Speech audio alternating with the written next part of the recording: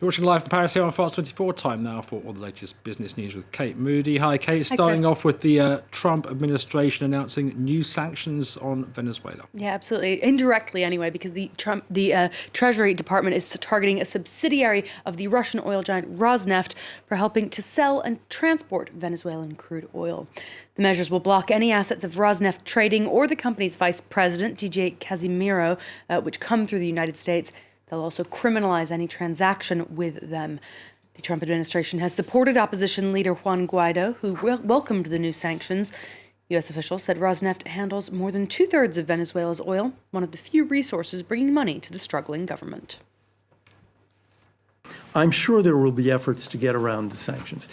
Already, Rosneft is doing this, for example, by changing the names of ships or ship-to-ship transfers to try to hide the Venezuelan origin of oil. The two largest customers for Venezuelan oil are India and China in that order.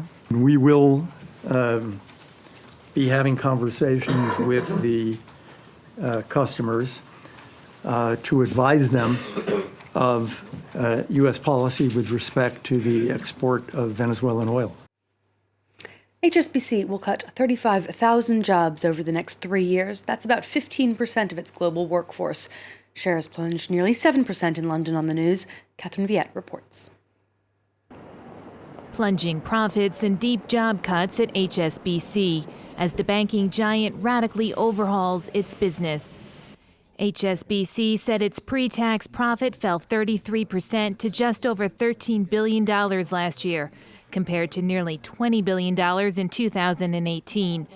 It blamed the plunge in profits on a big write-off related to its investment in commercial banking teams in Europe.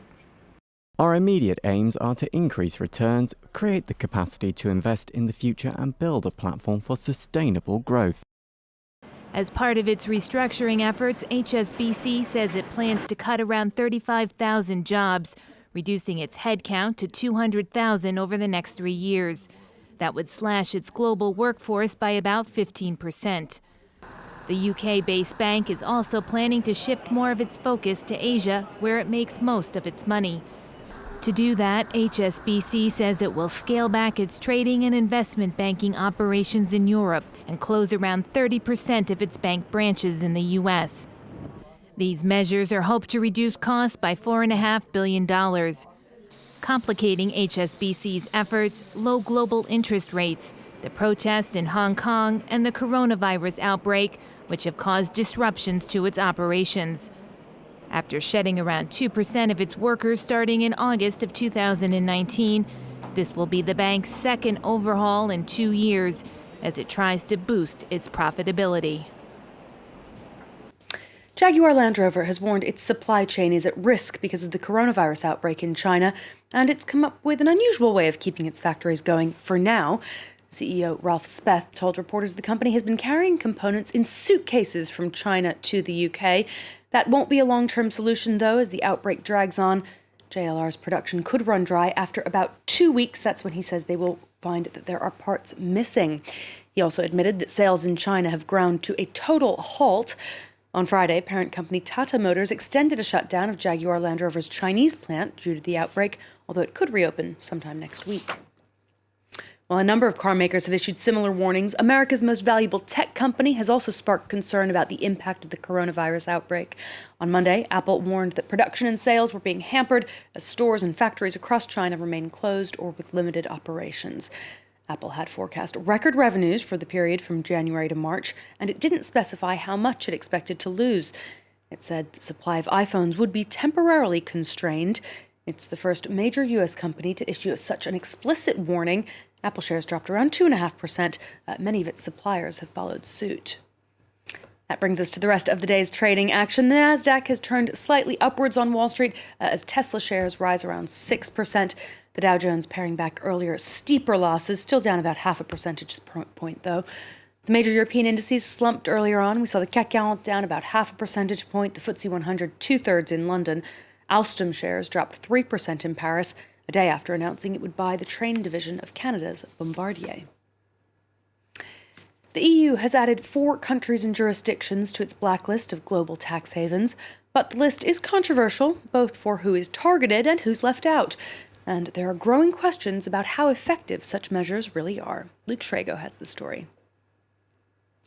It's Europe's latest move to tackle fiscal offenders, making several new additions to its tax haven blacklist. Only those countries which do not make commitments or which do not deliver on the commitments made by the deadlines agreed end up to the list. At this particular moment, I can say that we have today added 4 new jurisdictions to the list. These are Cayman Islands, Palau, Panama and Seychelles.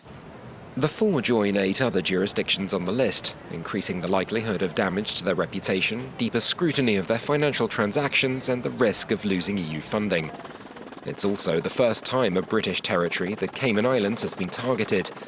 With the timing so soon after the United Kingdom's exit from the European Union unlikely to be a coincidence, one MEP poured cold water on the nation's plans to find a new position in the global economy. This sends a clear signal that the idea of turning the UK into a tax haven will not be acceptable to the EU. If the British government intends to do so, there is a good chance it will end up on the EU's blacklist as well. Elsewhere, the EU's come in for criticism. Collectively, the 12 jurisdictions account for less than 8% of the world's financial secrecy, with many others, including those in its own territory, along with the US and Switzerland, getting a free pass.